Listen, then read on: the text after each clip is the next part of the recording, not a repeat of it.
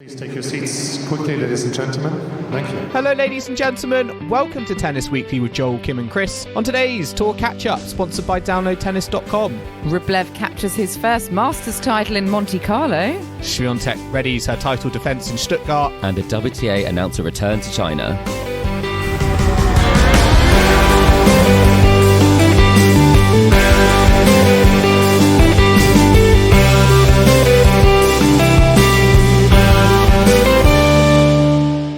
Kim, Chris, today is the 17th of April and we are here to catch up on the week in tennis at Tennis Weekly HQ. We are back from Coventry and we are going to be discussing the Monte Carlo Masters. Andrey Rublev, he's won his first ever Masters title. We're going to be talking about the WTA's return to China, which was announced this week. And of course, we're going to be looking at the Billie Jean King Cup qualifiers. Yes, we were in Coventry for GB versus France, but there were plenty of other ties as well to get our teeth into. So we're going to be talking about that. So yes, it's very, very exciting. And I'm not going to lie, should I feel exhausted? This is our third podcast in 3 days. Well, I think, Joel, you should be calling it Tennis Daily HQ at this point. It's no longer an April Fool's joke. It's become a reality. Yeah, we're going to be live in people's ears every single day of the week, whether they tomorrow, like us or not. I mean, we were thinking about doing a podcast yesterday, but someone had to go to a Eurovision party in the evening. Yes, I was having a bit of a boogie. I was dancing off the Billie Jean King Cup and I was going to the London Eurovision preview party, which is very exciting. Ooh, how was it? Oh, it was fantastic, yeah. No rest for Kim. No rest, yeah. I went straight from tennis to my other passion. What was a bigger night out? Was it our night out in Coventry on Saturday night or was it the Eurovision party? Oh, now that is a tough one. Nothing beats an evening with both of you. Yes. So I'm going to say Coventry. Yeah. Aren't I kind? You were so excited to go visit the cathedral and a really old pub that you took us to. We went to, was it the old Windmill? The Windmill the Inn? Old Windmill, yes. It was lovely. Historic public house of Coventry. A great value pint. I'm sure some listeners may know it. And then we did take you to a pub that you like, Joel, sort of slightly different had a dance vibe. floor. I actually had my own little boogie actually on Saturday night whilst you were just sort of, I felt like just looking on and looking at my dance moves and then probably silently judging me, no doubt. Well, no, Joel, it was a work commitment for me. I did enjoy a woo-woo though, I have to say. The woo-woos are delicious. Quite tasty. Yeah, quite tasty. But aside from that, it was a fabulous weekend and we should really say a big thank you to everyone at the LTA for putting on such a fabulous event. Yes, massive shout out to the LTA for making our Coventry trip great. Laura, Amy and John in the media team and all the volunteers put on a great spectacle. I know we didn't necessarily get the result, but it was a great, fun occasion nonetheless. And listeners, if you are interested to hear what we got up to in Coventry, we have done a couple of live episodes. We got some great interviews with Alicia Barnett and Olivia Nichols. Plus, we managed to put some questions to the world number 5, Caroline Garcia. So there is lots of really fascinating content. We also spoke to Anne Kyophevong about Emma Raducanu's absence. So yeah, it was quite tasty at times. There was some very tasty moments in the press room, and I think well worth a listen back, if I do say so myself. And the catering wasn't bad either. I was going to say, were you talking about the chicken pie, Chris, when you said tasty moments? No, the banana cheesecake that I think is your biggest regret from the weekend, because I thought that was fantastic and you were too quick to discount it. Well, that was a big regret. Also, Joel, you didn't make it clear how good it was, so maybe you wanted to go back for a second one. But my other big regret, Joel, was that I did say that I had worked out that Caroline Garcia would be going back from Heathrow. And then a lovely listener got in contact, Kate, to say that actually she checked into Birmingham Airport. Not sure how she knew that. I think it was on her Instagram. So it begs the question, did she think she took a private jet? Because I couldn't find a direct flight, or if there was a separate sky scanner for the international tennis scene. The plot thickens. But I mean, yeah, she is high profile enough now. I feel that she could warrant or charter her own flights. And I maybe... Go halves with Mladenovic. Yeah, and maybe...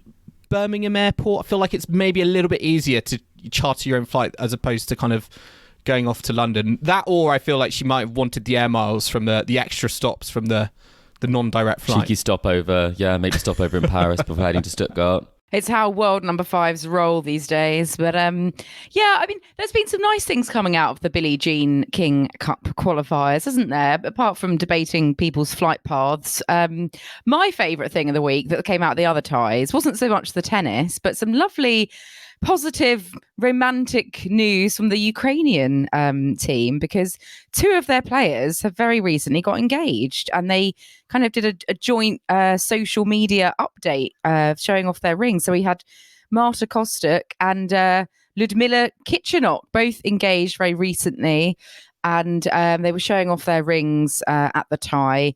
So nice news coming out the tie. They didn't quite win the tie. They did lose to Czech Republic. Well, I also have a favourite thing from the Billie Jean King Cup, and it was from the Spain-Mexico tie.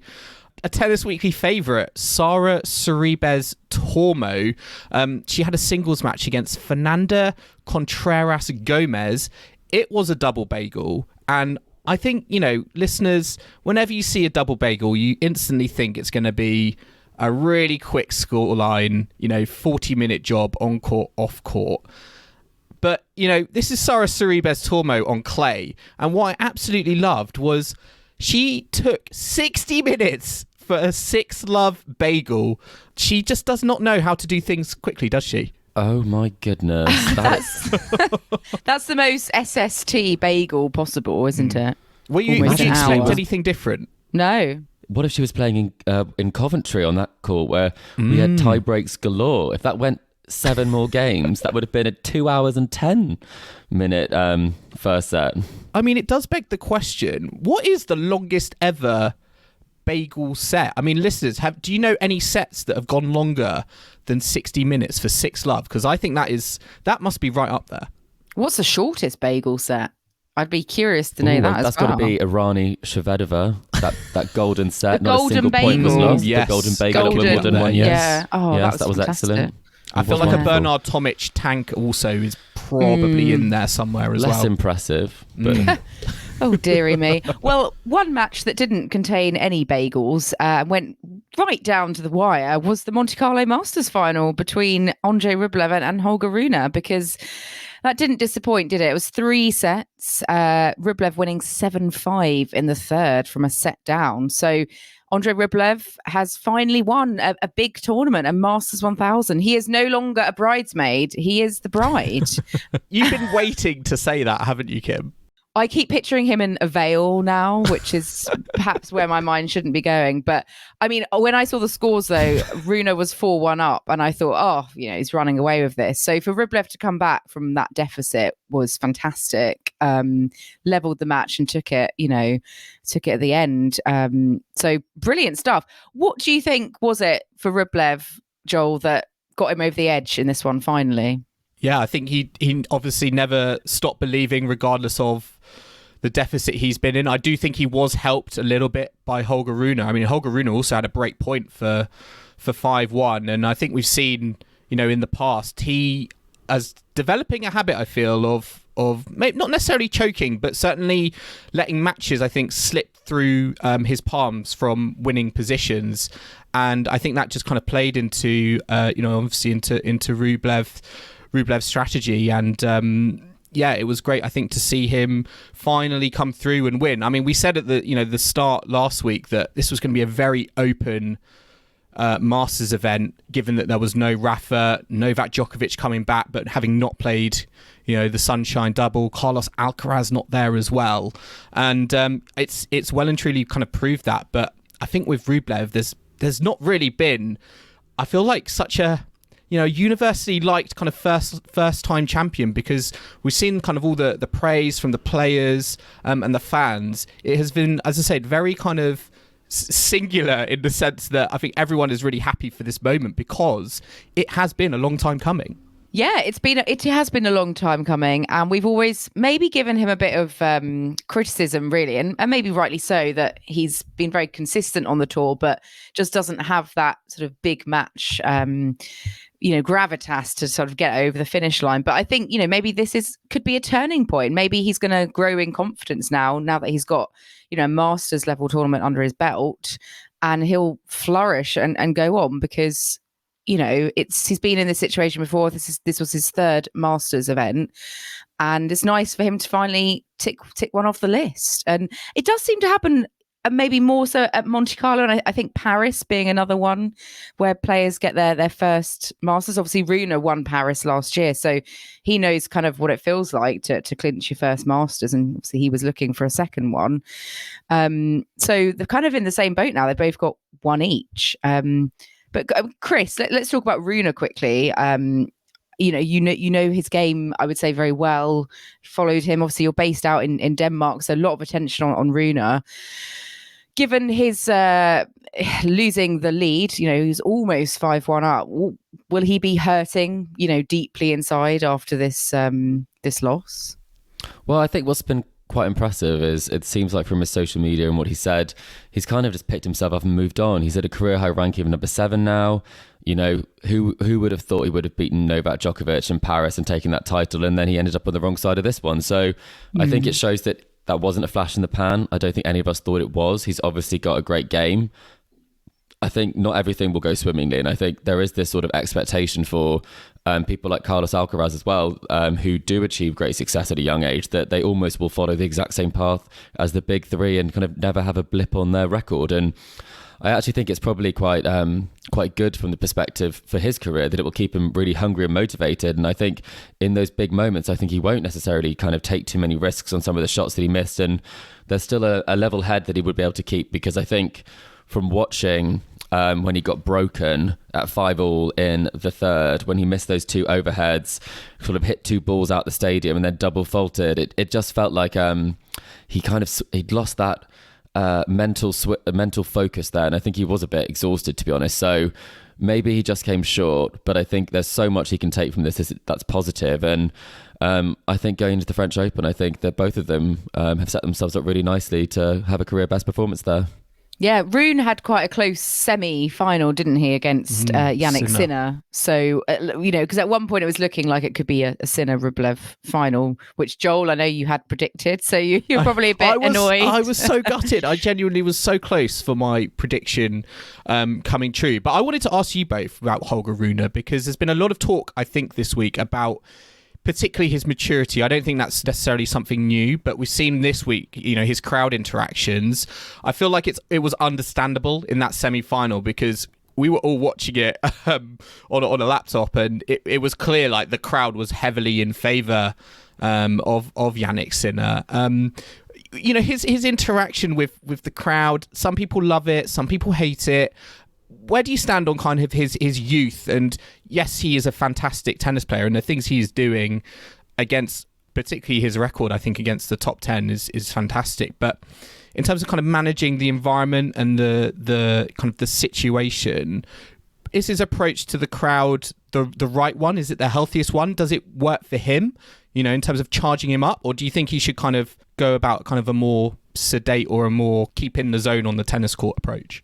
I think it is a bit of a distraction. I think at times it can work in your favour, but I think at times there is a lot of emotional energy that seems to be wasted. It worked in his favour, it seemed, in that Sinner semi-final. Yeah, I think it can. I think also it's a very fine line between kind of sparking up a bit of controversy with the crowd versus kind of taking out your frustrations on the court. So I think it depends where that emotional energy is kind of let out. I think it adds a bit of drama to the matches. I think people do enjoy it from a spectator perspective. It does get a lot of people talking. Personally, I think from having spoken with him, I think he's a very, very nice chap, very well spoken, very polite when he's off the court. And so I think maybe it's kind of the celebrity of the moment is the thing that kind of lets him kind of put on a show. And I think it is a bit of a showman sort of mentality.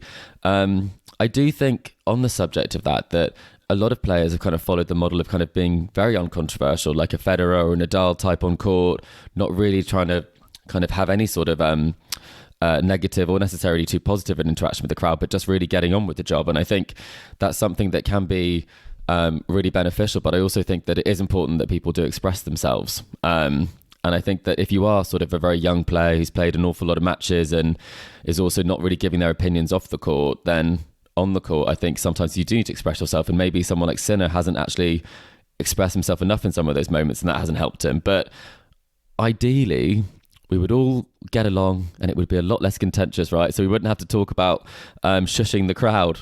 I mean, Federer, just to interject, Federer in his day as a youth was quite argumentative and had to rein it in. Yeah. So there is maybe time. everyone's like this. Yeah, I feel like a lot of players maybe, they have to like learn as they go along on the tour, and they might find that particular behavior pattern doesn't work for them, and they rein it in and can control themselves. I still can't see Rune reining it in. I feel like he's going down the path, I think, of like a Nick Kyrgios in terms of lapping it all up as he's on the court with all the interactions. I know I think they're like quite good friends on the tour. We're seeing that they're going to be playing an exhibition in Denmark over the next few months. Be there. Well, yeah, exactly. Tennis Weekly, Chris. I think that will be, I mean, imagine that. Imagine how much fan interaction there will be for that one. I think maybe they won't even play a single point of tennis. They'll just like stare at the crowd or something. And But do you think like the fact that he's not wallpaper and it gets people talking, particularly at his age, that's actually the best thing versus, as I said, like Carlos Alcaraz, where it's a bit like, I just want to try and please absolutely everybody. Whereas with Rune, it's almost like you can have the positive spin on him, but also you're going to still talk about him with that sort of negative spin as well because of the antics maybe that you could argue he gets up to. I think he can handle it, right? And I think some players can't when it comes to that. I think he genuinely isn't bothered by the reaction that he gets on Twitter or what sort of negativity he gets in that space. Hence, he said to Stan Wawrinka, you've got nothing to say now. So I think obviously he doesn't really mind it. He doesn't take it to heart. So I don't think that's causing too much of a problem. And having a personality is not a negative thing at all. It's just when it becomes a bit distracting, and you haven't got the results to back it up. And then it becomes, as we've mentioned already, a double mention for Bernard Tomic. It can become completely your narrative. Yeah, it can. So I don't think it's too much of a problem. And having players that express themselves and spice up the tour. We were talking about it last week with Pegula and Trash Talk. And it seems like the only people that heard that were on the ATP tour. I did enjoy, if there were one thing that is distracting him, it is his social media, because I was reading, he was liking tweets at like 3 a.m. On the night of his semi-final win against Yannick Sinner. So he kind of got too much sleep ahead of the final. That is him on this phone. That genuinely is. I've seen him do it. When we were in press, he does have access to his socials. Well, it was a fairly late finish, I guess, for Monte Carlo standards. So sometimes you just need some time before you wind down, but 3 a.m. probably not ideal. I'm a bit vanilla, I think, with regards to all of this sort of antics, in that I like my players to be champions and noble and sportsmanship. Yes, basically the Nadals and the Federers of the world. The gentlemen of the tour. The gentlemen, yes. I don't like racket smashing. I don't like aggro. Petulance. I like respectful behaviour. And I'm not saying that, with Rune and all these other players that Medvedev having aggro with crowds, I think when it steps over the mark of, entering into significant disrespect, that's when I have a real issue with it. I think there's a fine line between how far you go. So I think in small quantities, a bit of,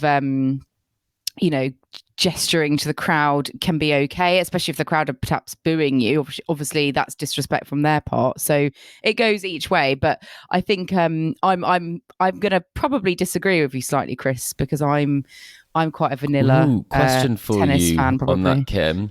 So then, is it at the point where it becomes a distraction? Because I do feel like for Sinner, based on some of the things that we heard from him afterwards, that he didn't want to comment on anything that happened, but the inference was it was a bit of a distraction. So if it starts to interfere with the tennis, is that where I think we both agree in drawing the line?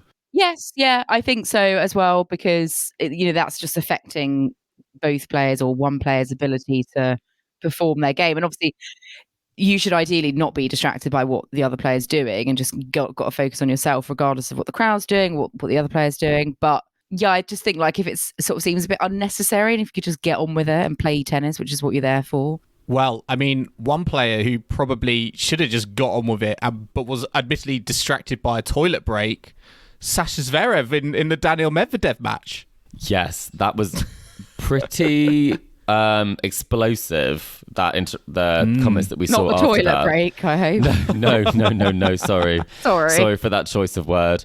But no, he said this is what Sasha said about Medvedev. He's one of the most unfair players in the world. I take fair play and sportsmanship very serious. He does not. He takes a toilet break when it's not possible anymore.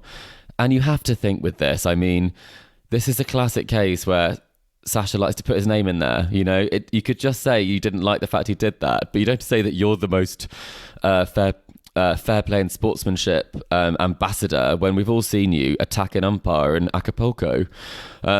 So I think if you're in glass houses, then you shouldn't be throwing stones. And it felt like once you've lost the match, you know, at least when Medvedev tends to complain, it's after he has won a match or when he's on court. So actually that doesn't count. But still, I thought this was a bit unnecessary. I think Medvedev might take the moral high ground here. I mean, he's not perfect. We've seen him have aggro on a tennis court, but he responded to Zverev's comment saying that Zverev was living in his own world and that he should look at himself in the mirror. Which, yeah, like you said, that incident. I think he might look at himself in the mirror quite a lot already, Kim. Yeah. So, I mean, I think both of these players have aggro issues with crowds and umpires. Like, we've both seen them getting very argumentative at times, and I don't think either of them are holier than thou. And once again, I'm going to go back to sort of if I had to pick between two of them, I would just kind of say, you know, just get over it, get on with it, play your tennis. And I can't imagine Roger and Rafa speaking to each other like this. I feel like Medvedev, though, he's happy to kind of diffuse the situation. You know, he's very pragmatic and I think honest.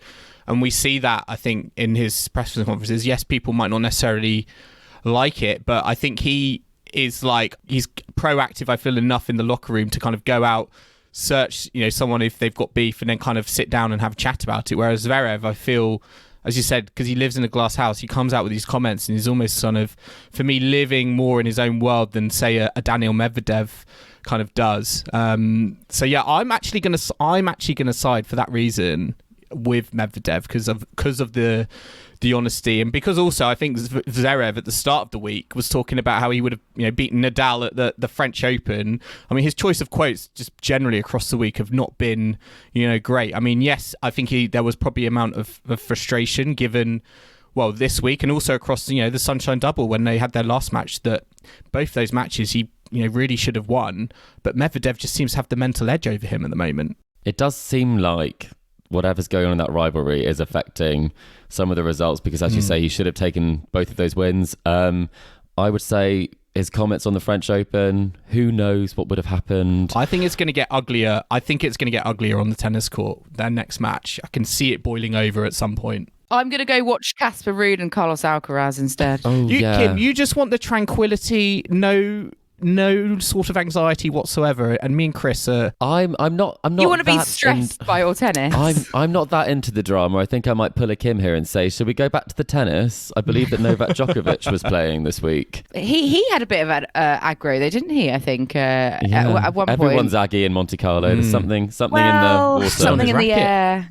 I mean, it was a bit rainy, wasn't it? So and windy and wet and windy. A lot of rain delays. Yeah, he had a match with Lorenzo Musetti, which went on for a while, and they had to deal with, you know, nasty conditions, suspension because of the rain. But yeah, Djokovic lost 4-6, 7-5, 6-4. Lorenzo Musetti beat him. So Djokovic fans maybe a bit worried. I don't know. He had some strapping on his elbow, which was the elbow that he had surgery on a few years back. He wasn't serving very well. I think he got broken like 8 times, which sounds quite shocking, I think, for a Djokovic match to be broken 8 times. But Musetti playing some really nice stuff, playing with quite a lot of flair and able to get the job done. It's only his second win over a top 5 player in his career. And I think nice for him to sort of avenge that really upsetting loss he had at the French Open against Djokovic a few years back. Definitely. I think we all were slightly surprised. You know, Musetti hasn't had the best of starts to the season. He did produce a double bagel and then took out the world number 1. So it's a pretty eventful week down in Monte Carlo for him. And I think all of us know that he's not the best closer. So when it came to that final game, I think I was almost ready to hit kind of the tweet button on the fact that he maybe wouldn't be able to serve it out. And then he did. So I think it's testament to him that in those moments where he has struggled before, he was able to do it on one of the biggest stages against, the world number one and one of the greatest players of all time. So I think it's the sort of win that you hope in tournaments to come. It will give him some extra sort of mental fortitude in those big moments. But in terms of the question as to this performance from Djokovic and this return, I was going to ask you, what did you make of it? He obviously did get a win, and then this performance, he hit 46 unforced errors. Is this something we're used to seeing kind of coming back, having not played for a bit? He does like to play himself into form, or should we be a bit concerned? I don't necessarily see this as cause for concern. I think regardless of who you are, it's just going to take time to get used to coming back from the tour. I mean, on a more extreme example, as a British fan, seeing Andy Murray lose to Alex de Minaur 6-1, 6-3, yes, very, very ugly defeat. But if you think about that in the context of, well, actually, how many clay court tournaments has Andy Murray played over the last few years? It was probably understandable. And I think with Djokovic, maybe more on a more kind of shorter term scale, I think it was obviously not the best result, but when Musetti was kind of playing like that, he's a pretty handy player, I think, on his day on a clay court. He's shown that before. He's made 2 Masters 1000 quarterfinals. He beat Carlos Alcaraz in a really good win in a final in Hamburg. So I don't think it's necessarily as bad as it looks. And for me, it's all about peaking at the right moments, and that's what Novak Djokovic does. So I'm expecting to see him get better in Rome, and then probably, by his plan, peak in Roland Garros. So similar to what we've seen before then, in terms of, obviously this time last year, he had a not great loss to Alejandro Davidovich Fokina. That was in the second round, so he didn't get a win in Monte Carlo last year. And kind of coming into that, he actually had that loss against Jiří Veselý. So he has had a few sort of hiccups at this sort of point in the season before, and then losing in the final in Belgrade to Rublev that year. And then an upset from Carlos Alcaraz in Madrid before kind of putting it together. Not putting it together, going out to Nadal, Kim, never forget. But I mean, he is playing Bosnia this week, or he is at the moment, and that's obviously a 250, so he should be getting more match wins and more confidence. I think the biggest concern will obviously be that elbow. The reason he was broken 8 times was because his serve speed had to drop, so there is some discomfort there, and that again is probably the bigger worry heading up to the Masters events to come and the French Open. And just going back to, you mentioned Andy Murray, Joel, that loss to Alex de Minaur. Murray described it as an awful and demoralising defeat. 6-1, 6-3. Begs the question, should Andy Murray play a clay court season this year, or should he just focus on the grass and being at home and, excelling on the grass courts of, southwest London? We'll see you in Surbiton, is what I say. Yeah, that's what I was thinking. Yeah, it's a really tough one, isn't it? I think this was definitely a reality check. I mean, we've seen some great wins from him over the start of the season. Even when he's dropped that first set, we were always kind of like, oh yeah, don't worry, he'll win in 3. But de Minaur just kind of ran away with it. And it's tough to know. I think, once he got onto the court and realize actually you need time to adjust and to adapt, and he has had none of that, and whether he can do that period of adjustment over just 3 weeks, having been in the cold for years, let's be honest, I think that's going to be, even though he's a great champion, I think that's going to be a very big mountain to climb, and one that's arguably not worth it. Yeah, and I mean, some players do have ambivalent attitudes towards clay, don't they, as a surface? Some players have ambivalent attitudes towards clay in particular locations, because we had Stefanos Tsitsipas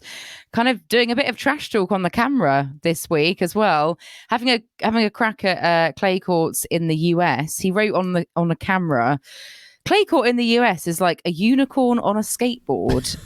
Very poetic as always from Tsitsipas. And then we had Taylor Fritz responding, on his own camera, which I'm not quite sure what he means exactly, but he just wrote USA Clay and then 3 question marks. It's a bit of beef going on between Fritz and Tsitsipas via the camera. I mean, are you down with this? You like a bit of trash talk? I think it was jovial beef. It was jovial beef. I think it was not necessarily I just don't understand. It wasn't like a hard critique on US clay courts, I think. Is Tsitsipas having a go at the US players on clay, or just the courts out there being terrible? So is he saying that it's too slippy if it's a skateboard analogy, do we think? Or is it just that it shouldn't exist? You shouldn't find it. I'm not sure what he's saying. To be honest, I'm not sure half the time what Tsitsipas is saying. I don't think, I think, did you see after the final, he said that Rublev is a good kid and he's actually younger than Rublev. So I think maybe we take this one with a pinch of salt. I am enjoying, though, having not just signing the camera, but actually having little messages. I know we've had more serious messages, like from Rublev saying, no war, please. But I do like these little interactions. Who knows? Maybe this will evolve and we'll see more interactions. Maybe Fritz will come back and say, no more wildcards Petros, please, or something. I think we're reaching a point where they're kind of almost penning their first novels, and I think maybe they should get a ghostwriter for that, because these were not particularly clear. Well, one event we didn't really have any trash talk in, I don't believe anyway, there might have been some that we're not aware of, was the Billie Jean King Cup qualifiers, which I think went fairly swimmingly. We had a number of qualifiers taking place, and I think 9 in total. So we have a whole set of finalists now decided, barring wildcards, and we've also got some playoff participants decided for November as well. Of course, we've covered the GB versus France tie. Listeners, you can go back and listen to our last 2 episodes for details of that tie. But what else went on over the weekend? We had wins for Kazakhstan. They went through quite comfortably. The United States, obviously France, with Rybakina, Pegula, and Garcia all winning 2 matches to kind of really lead their teams across the finish line. Also some ties that went down to the wire, though. Canada, Belgium, and Italy, Slovakia, that went down to the doubles tie, I do believe. And Slovenia, Romania as well. The Slovenians coming down from 2-0 down to beat Romania, which I think doesn't happen very often, that a country comes from 2-0 down to win. So, Chris, what's been your tie of the weekend? Obviously, we've been in Coventry. We haven't been able to follow and watch a lot of the other action because we've been so focused on Coventry. But was there He's been following Martina Trevisan. Was there a particular tie that caught your eye? Well, I have been. You're right, Joel. I've been watching Slovakia and Italy. I've been trying to piece together what went down there, because for Camilla Giorgi was there. We all saw that. I was very surprised. I'm not sure she often makes for a heartbeat. She played a singles, and I think she might have gone off to a next tournament. But Trevisan and Giorgi were heading that one up, and they did go 2-0 up, and then they lost 2 in the next day. But they fielded 2 weaker players. They fielded the lower ranked Paolini and Cocciaretto. So that seemed like an odd choice from 2-0 up to then kind of drop your number 1 and 2 players, and then kind of risk it all in a doubles that went 7-5 in the third. So, you know what? I think that maybe this is my favourite tie of the week, excluding the France GB tie, just because of the bravery of Tatiana Garban to, the way that she selected that team. She lived on the edge, and it just about paid off. I really, really hope it would be so Camilla Giorgi if she turned up for a Billie Jean King Cup tie, played 1 match, and then like an hour later is on a flight to the next Shades destination. on, she's out. Shades on. I played my match. I've done my part. I'm off now. Goodbye. I'd just love to see that. No, but that was really great. I mean, another tie that really I was interested in was Canada versus Belgium, because Canada, no Bianca Andreescu. She was there, I think, supporting from the crowds, but that went down to a deciding doubles, and we had a previous guest of ours, Tennis Weekly favourite Gabby Dabrowski, winning the deciding doubles, I think, with Leila Fernandez. That was a great scenes, but it just to me shows, how lively and how fun doubles can be when it is played in a live setting, which again, it just adds to me the growing argument that should be, why is it not played as that third rubber? You need to give the singles top players, I feel, time to rest.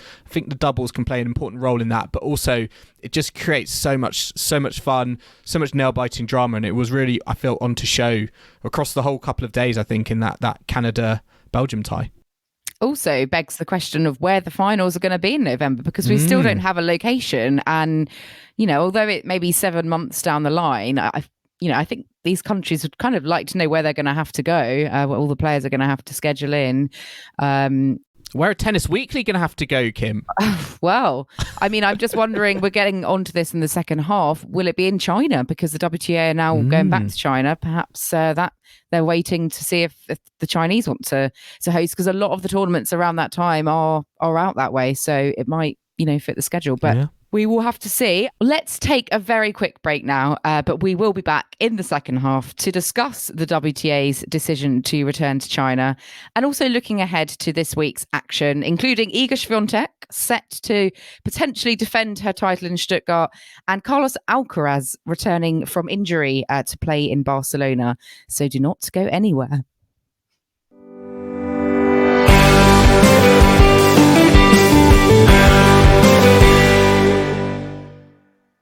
Welcome back to the Tennis Weekly podcast, sponsored by downloadtennis.com. And before we get on to the second half proper, we'll be doing a bit of par for the courts. And I think, Joel, you have another one for me and Chris this week. Yes, I do. Will I be able to make it 2 wins in a row? That's what I want to know. I was thinking the exact same thing. I mean, Chris, are you like a wounded animal? Are you really kind of... It's been tough. I think I didn't realize how much of my identity was wrapped up in successfully winning par for the courts on Tennis Weekly.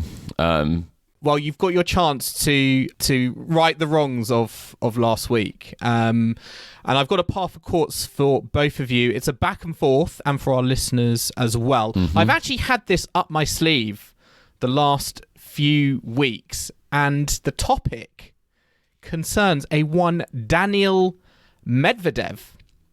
And it's a geographically themed par for the courts. And I would like you to tell me as many of the cities where Daniil Medvedev has won his ATP singles trophies, because he has won 19 ATP titles, and they are in 19 different cities.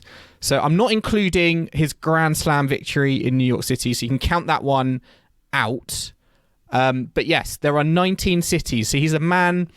He's a man for all of the world. If you look at all the cities he's won trophies in, it's all around the world. So think about all the different continents, I'd say, that the man, the myth, legend Daniil Medvedev plays on. Not all different surfaces, I don't think, though. So that might help us slightly. Yeah. And is it 19 different cities? Or... Yeah, 19 different cities, yeah. He's never defended won a title. No, I know. Goodness. Okay, let's do this. Chris, would Could you I like start? to Yeah, I go think first? I should start because I need the head start this week after the loss previously. I'm not going to go for a difficult one. I'm going to go for Miami. Miami is a correct answer. Because he just won that one, right? Yes, he did. I am going to go for... Well, he won the Mallorca Open, and that's held in Santa Ponsa, which I don't know if that's technically a city, but Palma's the nearest city, but whatever you want to class it as. Well, I've got on here Mallorca, so I'm gonna give you. I'll give you that. Yeah. So yeah. Cool. Thank you. Correct answer. Splitting hairs. I will go for Rotterdam. Cincinnati. Dubai. I want to say, Rogers Cup, but I don't know which city it would have been. I was thinking the same thing, Kim. I don't know where it was. 2021. Where was it? Oh, no. I've got to go elsewhere now. Paris? Correct answer. Yes, Paris is on the list. Have we said Vienna? We have not said Vienna, and Vienna is a correct answer. Yes, very good. Another indoor title for I'm Medvedev. cheating, Kim. I'm just going for the titles in the last year. Well, he's won 4 already this year, hasn't he? So I'm just struggling to think what the other ones this year have been that you haven't said already. Yeah, a lot of the answers so far have been very recent. There is one that is from, I think, this season that hasn't been named yet. There's no shame in that, Joel. Go for a curveball, Kim. Oh, I'm just trying to think. Has he won? He hasn't won any on the clay, has he? Unless he's won a small Definitely scale. not. No. Washington DC. Washington. It's an incorrect answer, Kim. No. Washington Goodness. is not on the list. Oh. I feel like you would have been better going 50-50 on the Canada title he won. Toronto, I was going to say. Yeah, Toronto or Montreal. Yeah, it was Toronto. Oh, So close. you could have had Toronto. I had a couple more. Stockholm? I think he's definitely... Oh, I don't think he's won that one. Oh, okay. Has he? I think he's won Shanghai. Oh. Yes, And I think he's won in is St. on the Petersburg. list. They were on my list. Yep, St. Petersburg is on the list. You could have think he's also won in had Sydney. Sydney, yes. Has he won in Sofia? Yep, you could have had Sofia. Final of Barcelona, I remember that. That was a classic, one for the ages. On the clay, didn't win. Didn't win, no. Yep, so you could have had Sydney, Winston-Salem. Oh, the other one in US. Oh. Tokyo, Sofia, Cincinnati, St. Petersburg, Shanghai, the Paris Masters. You could have given me London, where he won the tour finals. Of course. That was an obvious one. Yeah. Marseille, Mallorca, Toronto. Now, I've got to apologise, actually. New York City is on the list. It was just abbreviated, so I didn't catch it. But yes, New York City, obviously where he won the US Open. Well, Kim would have got that, Joel. Should we You said restart it now we have wasn't the allowed. answer? Sorry. Yeah. Los Cabos, Vienna, Rotterdam, and the one, Kim, that was from this year that was still on the board, Doha, and then Dubai and Miami. Was that Murray in the final of Doha? Yeah. Completely I forgot think that it happened. was. I thought, oh, that's Dubai, but it's not, is it? There's 2 back-to-back. Well, Kim, I got my Same. revenge. Well done. Very, Thanks, very Kim. good. Well done. Really heartfelt. I'm not bitter at all. Let's have a look at what is in our mailbag this week. We've had a lot of people asking us, including Chris's dad, about the WTA returning to China. I was on the radio talking about it as well. Yeah, everyone wants to talk about it. Everyone wants to know. Yeah, and basically what's happened, for those of you who haven't heard, is that the WTA have announced they'll be going back into China. There will be tournaments in China towards the latter end of the year. The WTA finals are going to be back in Shenzhen for the first time since 2019. And this is very much a U-turn, really, on the WTA's previous announcement at the end of 2021 that they were going to be suspending all tournaments in China because of the Peng Shuai allegations. And they weren't going to be going back into China until an official investigation had been done into the allegations, and that they had confirmation that Peng Shuai was safe and that they knew of her whereabouts and that, you know, she was okay and she was well.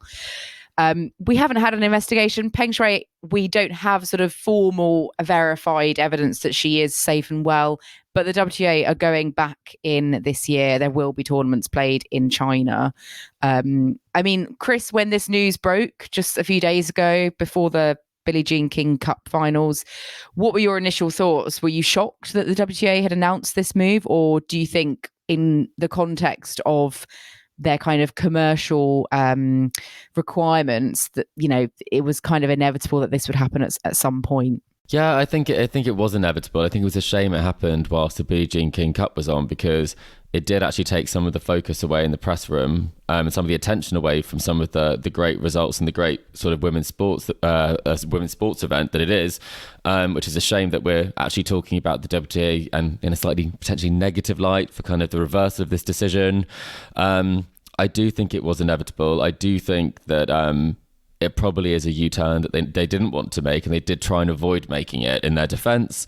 But I do think with the new sort of setup they have from a funding perspective with CVC Capital Partners, the private equity firm, I do think that there will be more attention on making money. And from a commercial standpoint, it's a no-brainer. Follow the money. You're going to be playing in China. And I think a lot of the players, as we've talked about, a lot of the players are actually not necessarily against this, but it is a shame that kind of having made such a bold stance that we do end up less than 2 years later with a reversal of what was quite a popular and well-received decision from the WTA. And I mean, China offers a lot of prize money. They have a lot of tournaments out there. And I think the WTA were struggling to fill gaps in the calendar, to find suitable alternatives that could offer the same amount of prize money that something like the WTA finals in Shenzhen was offering. Joel, do you think that the WTA are too dependent on China for their income and for allowing kind of players to get prize money, you know, on a par with that of the ATP tour? Do you think they kind of almost had no choice really but to go back to China, given maybe their dependency on what China offer? Yeah, completely. I think, especially with, you know, the talk around the prize money and the fact that, you know, a big talking point has been the inequality around prize money between, you know, the WTA and ATP tours. And when you look at it, I think from that point of view, and you've got someone like China coming in and say, hey, we're going to here to inject lots of money into your tournaments in terms of prize money. The fact that it is going back to Shenzhen and it's going to be with the same amount of prize money as well, I think it just shows that it's a decision that I think, ultimately money talks. I don't think people necessarily want to admit that, and maybe they want to go with kind of the more moral decision or take the moral high ground, like the WTA have shown. And I commend them for making this stance for this long. But the reality is, just wasn't going to be able to last forever. It just wasn't tenable, and it's a bit of a weird situation because it's sort of like, what have we achieved here? Because the reality is, because of the pandemic and China's kind of policy to, hosting events, etc., they weren't able to host anything over this time period that the WTA have effectively kind of banned themselves from there. So it throws up that question, I think, of what did this actually achieve? Will the question, do you think, come up in press over in China? Will Peng Shuai be the hot topic in terms of will players playing there want to shine a light further and actually going back? Do you think it will actually keep more attention on the fact that there is not an investigation or a verified verification of her safety? I think, would it be negative from a Peng Shuai perspective, or would it be potentially a positive because the focus on China might allow some progress to be made? That's a really good point. And I would hope that when players do go back for the tournaments, that the press are allowed to ask, fair and open questions, and that people can talk freely, and that the WTA are, saying, like, we're going back to China, but that the Chinese press cannot limit, outside sort of media in any way. Like, I would hope that the WTA have made it clear that this is very much a subject that they want to be able to talk about. Where is she? What happened? Is she safe? Because otherwise, they'll be kind of going back under like a cloud of silence, which is just going to make the whole situation worse. And Steve Simon, the CEO, did say, by not playing there, they haven't really achieved anything. This investigation hasn't happened, so maybe it is time for a change of tack. And I kind of feel like going back in is more of a commercial decision, but him saying that it's maybe trying to justify the kind of U-turn on kind of from the moral sense. But maybe there is a point, and that, by being there, it will actually throw more light on it. I mean, we've heard a few players already kind of talk about and approve of the decision to go back. And again, for me, that was quite interesting in relation to, we've seen it, another U-turn recently was Wimbledon around, Russia and Belarusians and allowing them to come back and play the tournament this year. I still feel like that had a very much a divided opinion. We're still seeing that play out, I feel, every day on social media, whereas the impression I get with this one, because of the prize money and more tournaments, filling that gap in a really kind of important time of the year towards the end of the season, it feels to me the difference is that there is genuinely a bigger, more positive backing towards this move, and it's almost kind of arguably forced the hand of the WTA Tour. I think Steve Simon was talking about the fact that ultimately we're here to reflect and go on and represent the individuals that represent our organisation, such as the players, and as a result they're making this move back to China. Yeah, I think it's we've talked about this last week in terms of the tournaments. I don't necessarily think that the schedule has suffered hugely significantly. I think tournaments like Ostrava popped up, which has actually been a really positive one. And I think the big gap on the tour, as we've talked about last week, is that there's not that many 250s at certain stages where it's actually not necessarily kind of the top players who can't be winning even more prize money. It's actually, some of the players who wouldn't necessarily even be able to qualify for some of these tournaments in China anyway, because they aren't at a ranking where they would be able to. So I think I don't necessarily buy into the fact that, it's for the players in this sense. I think it's a case where they weren't, similar to Wimbledon, able to make the impact they wanted to, and therefore it didn't achieve anything. So you may as well follow the money, or you may as well reverse the decision because you aren't able to have the impact you wished. It's certainly a lot to unpick, isn't it, from that decision and the announcement, but perhaps it was inevitable, and they've got various factors that they need to think about. Let's look a bit kind of closer to home and closer to now in the calendar, because obviously the Chinese events are going to be later in the year, but we've got a lot of events happening this week. We've got Stuttgart, which is a jam-packed draw. Obviously, Emma Raducanu is there, and she wasn't at the Billie Jean King Cup because she very much decided to play Stuttgart. Caroline Garcia is there as well, fresh off her flight from Birmingham. And we've got Iga Swiatek there trying to defend her title. She's the top seed, Sabalenka's the second seed, and we've got Garcia as the fourth seed and Jabeur as the third seed. Chris, looking at this draw, obviously jam-packed, are there any particular first-round matches that spring to mind, or any potential matchups we're going to get that you're very much looking forward to? Well, you know me. I love to watch Raducanu play, and I'm also an Ostapenko fan. So Ostapenko in Stuttgart, it's a great mix. She's great on clay. She's great indoors. I think they'll be highly entertaining. We didn't get to see the conclusion of their first match that they played over in Korea. So, oh yes, when Ostapenko retired.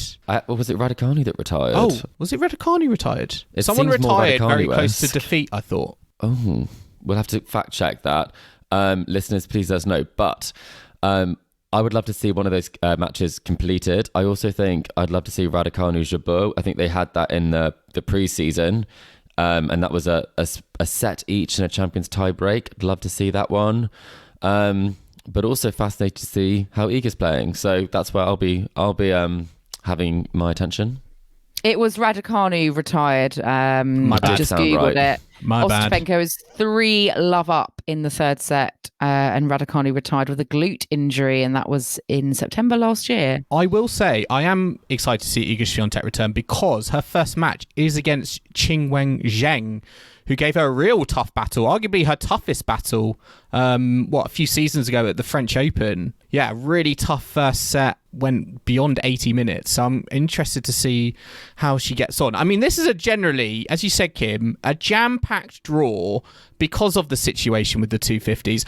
Are you a fan of how loaded it is, or is it just like, this is too much? It's a lot, I think, personally. I mean, that's why I've got my eye over in Portugal at the W100 that's being played. We've got the likes of Marie Bushkovas over there. We've got Bouchard with the wild card. Clara Tauson is there. We've got Danka Kovanic, Sara Cerebres Tormo. It's all happening, Joel. I think maybe it is... Oh, Mladenovic, she made the flight over. So I think that would be an interesting one to see as well, because it is... one where it loses a slight sense of excitement when you have some potential quarterfinals and semi-finals in the first round, because you almost have a bit of a saturation point when it comes to the level of talent that's on display. Is that because there isn't as many opportunities for the women to play? You know, there isn't as many as the men's. You know, the men have got 3 tournaments this week on the tour. Women have 1. And is that, you know, going back to WTA, going back to China, they need to find places for these players to play so that maybe the top echelons are not all crammed into one tournament every week when they could be sort of split out a bit more. But I mean, I think it's, for me as a fan, I've kind of, the more top names, the better. If I was going to go to this tournament and see it, you know, watch it, I don't mind if it's I don't mind if it's a first round or a final if the quality's, you know, great from the word go. So I think there's, you know, swings and roundabouts really. But let's look at the men's tournaments. As I said, there are 3 tournaments going on this week. We've got Barcelona, Munich, and Bosnia as well. So Barcelona is the 500 event. Carlos Alcaraz is back as the top seed. Stefanos Tsitsipas is the 2nd seed. We've got no Rafa. He has announced that he's not ready yet to come back. How worried are you about that, Kim? Yeah, it's not great. Maybe he's, you know, just waiting for the 2 Masters, you know, Madrid and Rome. I would have liked to see him before Roland Garros, you know, playing on one of the smaller events, but you can't force it or push it if he's not ready yet. It's only going to make it worse otherwise. Yeah, it'll be interesting to see. He's got, he's not played on the tour this year, which I wasn't aware of. Yeah, he's played United Cup in Jan and then the Australian Open, and that's it for the season. So, it's not the greatest of signs at the moment. I mean, as you said, we've got Munich and, the Bosnia Open in Banja Luka. I think this replaced the Belgrade event. Novak Djokovic is there as a top seed, so I'm quite interested to see, well, first of all, if he plays or not, given his elbow struggles. I was a little bit disappointed because we could have had Djokovic Wawrinka, but Wawrinka lost today. But yeah, maybe Djokovic can put Monte Carlo behind him and win a 250 out here. I feel like he would like to play it. You know, it's not the Serbia Open, but it's in the Balkans, so he's very much, you know, a home hope in a way. So I feel like he would probably want to be out there. And Rublev, you know, 2nd seed, he might be a bit tired after his exploits in Monte Carlo. That on paper it should be those 2 in the final, but I wouldn't be surprised if we might see, you know, maybe Borna Coric coming through. I could see Yuri that Lehechka, yeah. I mean, Gael Monfils is there on a wild card, so might be an interesting one. But yeah, lots going on this week, and as always, we'll be back next week to capture all of the key highlights and talking points from this week on tour. Yes, listeners, I hope you've enjoyed our latest tour catch-up with the Tennis Weekly podcast. Remember to subscribe to us to stay up to date on all the action to come from the ATP and WTA tours. We are on Apple Podcasts, Spotify, and all major podcasting platforms out there. And if you like what you're hearing, then make sure to leave us a rating and a review on Apple Podcasts or Spotify. You can also follow us on social media or email the show. We're on Facebook, Instagram and Twitter @TennisWeeklyPod, or you can email the show on tennisweeklypod@gmail.com. And don't forget to check out our website, tennisweekly.co.uk. And we will be back next Monday at Tennis Weekly HQ for another tour catch-up. So I hope you can join us for that. But in the meantime, it's goodbye from Kim. Goodbye. It's goodbye from Chris. Goodbye. And it's goodbye from me. We'll see you again soon.